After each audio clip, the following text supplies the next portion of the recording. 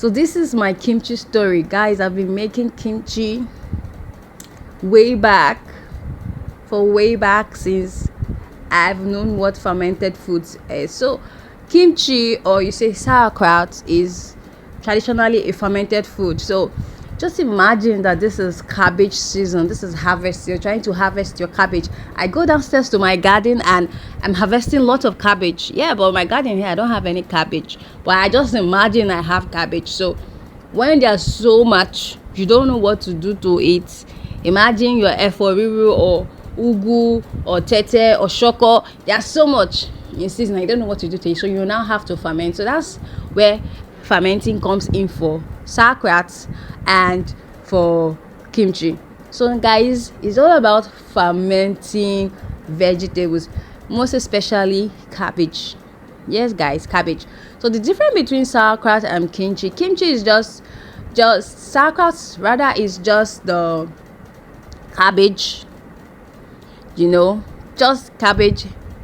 There's no simple trick. Cabbage, get your fermenting jars or pots, your salt, sterilize, soak your veggies maybe 6 hours, 3 to 6 hours, depending on your choice. Then after which you mix everything and put it, literally everything is just the cabbage, and put it in your glass jar or your pot, and it starts fermenting. You cannot eat it in 2 or 3 days time. That's sauerkraut. But kimchi is really a whole combination of, the main ingredient is cabbage, right? Korean cabbage, which you can add a lot of other veggies. So, and one of the striking difference is kimchi is red. You always see that it's red. It has like a tomato color or like pepper color, very red. So but you see sauerkraut is just, there's no addition of pepper or tomatoes or any coloring.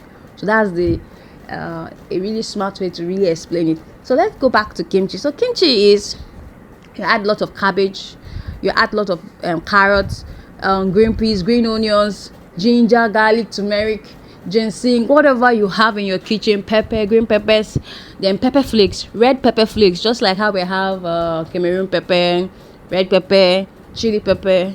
You add a lot of it, so that is where you get the red color.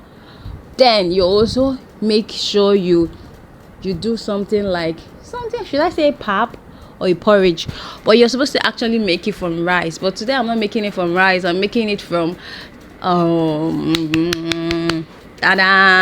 Garri. Yes guys, from Garri flakes. So I made my own grill or pap from Garri because the rice is almost finished in the pack. So I wanted to do something which has a touch of African, and so nobody will say, oh, this is Korean. But guys, Koreans or Asians, I'm not trying to spoil your recipe, so I'm trying to modify it so that an average African can actually want to replicate this recipe, so that everybody can partake of this wonderful recipe of kimchi. So guys, I used Garri. So in a pot you add water, let it boil, then you add your Garri, or you just add your water, add the Garri.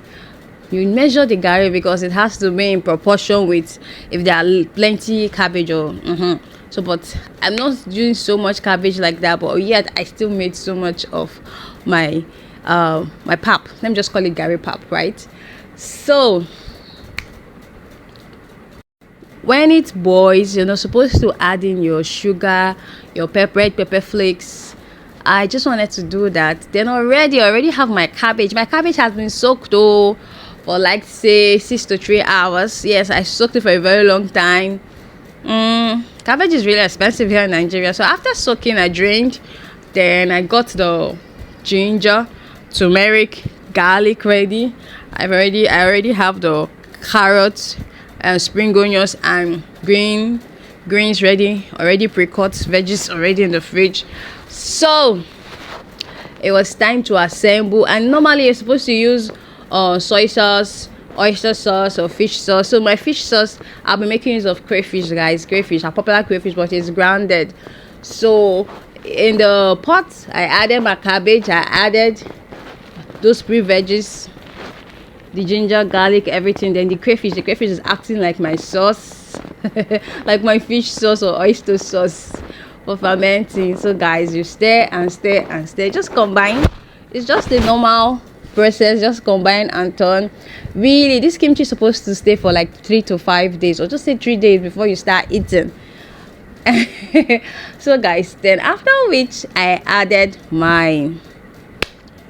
I sieved, because I added my garri. So should I call it garri?